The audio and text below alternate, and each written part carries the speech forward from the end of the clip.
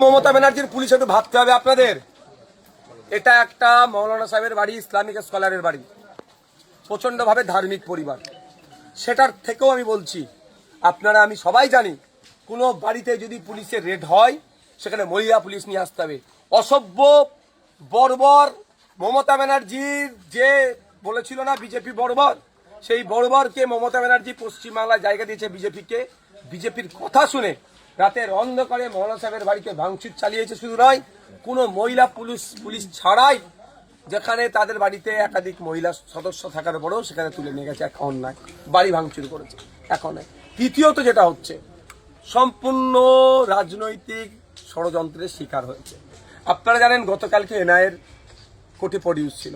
NIA কিন্তু আমাদের মোথাবাড়ির ISF এর প্রার্থী বামপন্থীদের সমর্থনে যিনি দাঁড়িয়েছেন, ইভিএম মেশিনে যার 4 নম্বরে নাম এসছে, মৌলানা শাহজাহান সাহেবকে দ্বিতীয়বার ফার্দার ইনভেস্টিগেশনের জন্য চাইনি, অর্থাৎ পিসি চাইনি।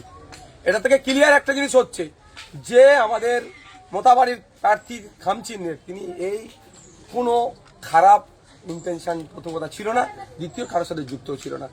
সরাসরি তৃণমূল ভয় পেয়েছে, তৃণমূলের প্রার্থী এখানে হারছে, শাহজাহান সাহেব এখানে জিতছে, প্রচার টচার না করতে পারে। টার্গেট ছিল নমিনেশনটাই করতে দেবো না, মেন টার্গেট ছিল নমিনেশনটাই করতে দেবো না। কারণ যেখান থেকে তুলে নিয়ে গেছে তারপর থেকে পরিবার এবং আমরা রাজনৈতিক দল হিসাবে যোগাযোগ করতে চাইলেও আমাদেরকে দীর্ঘক্ষণ বলা হয়নি এক্স্যাক্ট লোকেশন তার কোথায়।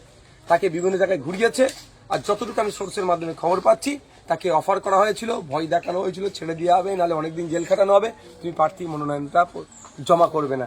এই টার্গেট কিন্তু তারা সাকসেস হতে পারেনি। আমরা আইনি লড়াই করে তাকে নমিনেশন করেছি। তৃণমূল সাহেব একে এরকমভাবে আটকাতে হবে। বলছি, এনআইএ দাবি করেছে যে যাদেরকে গ্রেপ্তার করা হয়েছে তারাই জমায়েত করেছিল। আপনাদের সেখানে গ্রাম পঞ্চায়েতের মেম্বার আছে, আপনাদের প্রার্থীও আছে এবং কংগ্রেসেরও প্রার্থী আছে, তারা জমায়েত করেছিল। আমি একটা জোর গলায় বলছি, ইনভেস্টিগেশন দ্রুততার সাথে হোক, 6 মাসের মধ্যে শেষ হোক। যদি আমাদের পঞ্চায়েতের মেম্বার যে কেউ থেকে থাকে তাকে সর্বোচ্চ শাস্তির ব্যবস্থা করা হোক। দুটো কথা ক্লিয়ার করতে হবে, একটা হচ্ছে জমায়েত আর একটা হচ্ছে হিংসা। বলছি দুটো পার্ট থেকে যাচ্ছে।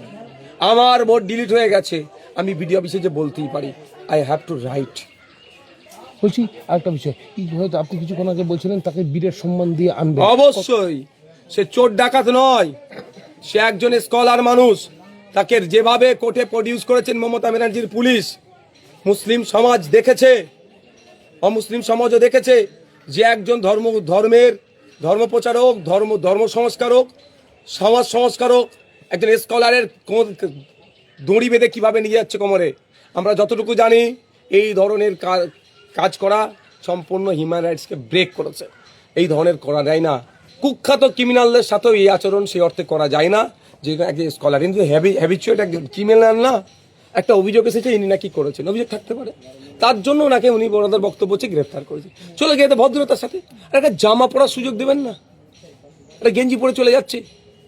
তবে একটা কথা বলি, এই বাপ কেউ ছাড়বে না। যে পুলিশ অফিসাররা তাদের ওপরদের কথা শোনা হচ্ছে, সেই পুলিশ অফিসারদেরকেও বলে দিচ্ছি, আগামী দিন আসছে, আমি অভিশাপ দেবো না, এতটুকু বলে দেবো, যে অন্যায় করেছেন হয় আপনি পস্তাবেন, নাহলে আপনার পরিবার এই অন্যায়ের খেসারত দেবে।